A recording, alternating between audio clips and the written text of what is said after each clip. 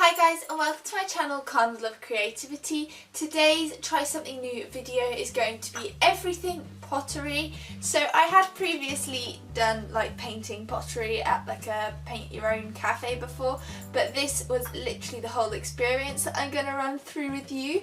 So if you like this video, please make sure to subscribe, and without further ado I'm going to hop right in to how I made these two pots.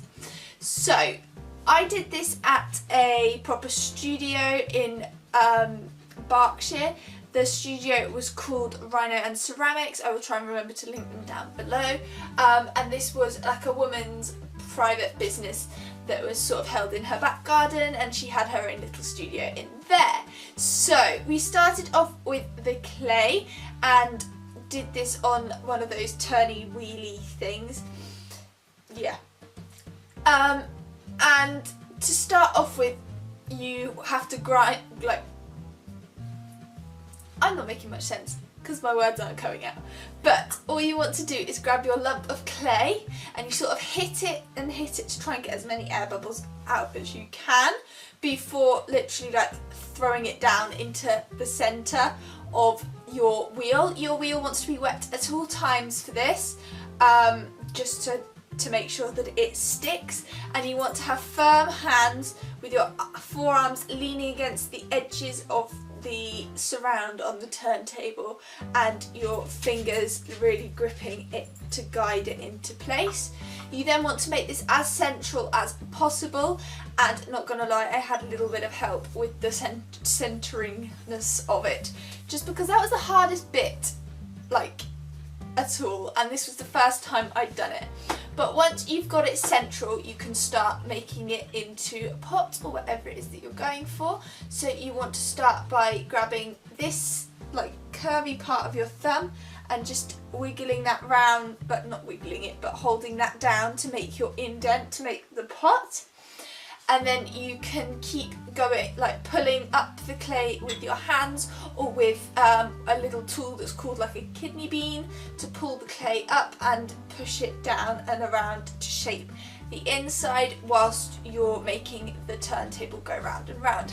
I opted for quite a slow speed for this just because it was new. I didn't want to mess my pot up, and yeah.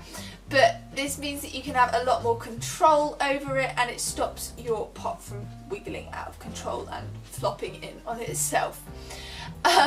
So once you've done that, you can use a variety of tools to remove the lip at the bottom. So if I show you with this pot, my pot has a shape to it like this, and there will be clay that sort of lumps out to the side here when it's on your wheel. You want to scrape all that excess away so that you have a nice shape to your pot once it comes off. And once you're happy with the shape of your pots or whatever it is that you're making, you want to grab some, it's like a potter's wire tool thing, and you literally want to push this down with your fingers. So you wrap it around your hands, push it down so it's against the surface with your fingers of the pot, the wheel. Obviously the wheel's not spinning at this point, and literally just pull it straight underneath. That sort of cuts the clay off the wheel, so to speak. So I made two of those pots like that in the first session that I did, and then I came back a week later once they were all dried out to do the painting process. So for this I wanted to try something I'd seen online, which was a bubble glaze, and I'd never ever done this before, neither had the woman who did the ceramics. It was a bit of an experiment for both of us, but we grabbed some glaze. I opted for a blue colour. This hasn't come out as vibrant as we thought it was going to. That, I don't know if this is going to focus. The bottom there, look, where there isn't any glaze, is how vibrant it looked on the pot without the glaze, which you put on afterwards, like the on top glaze. But for the underglaze, you want to put some of this in literally the tiniest amount of water in a pot. Grab yourself a straw, put some dish soap in, mix it all together and blow your bubbles through the straw into your container or your pot. Once you've done this, you can then dip your pot sort of into the bubbles, or I also tried blowing in through the straw whilst the pot was already in just above the water, so that the bubbles sort of grew up around it.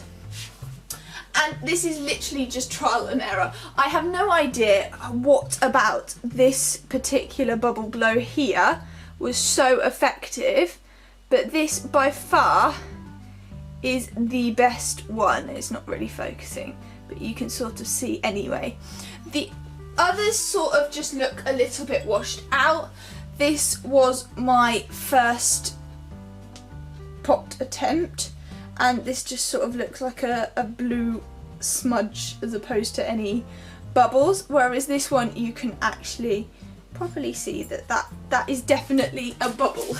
So just keep trying and going with what you think. You could go with 2 different colours and different glazes as well to mix up your colours to make it a bit more diverse. But then once I'd done this, all that was done after that was it was dipped in the top glaze and popped in the kiln to fire. And I really like how they turned out, even if they didn't quite turn out how we were trying to get them, how vibrant we wanted to get them. But that was the process, and it was such a cool learning experience for something that I'd never ever done before, and to get 2 little pots out of it as well is definitely a winner. So if you like this video, please make sure to subscribe, guys, and I will see you all next time. Bye!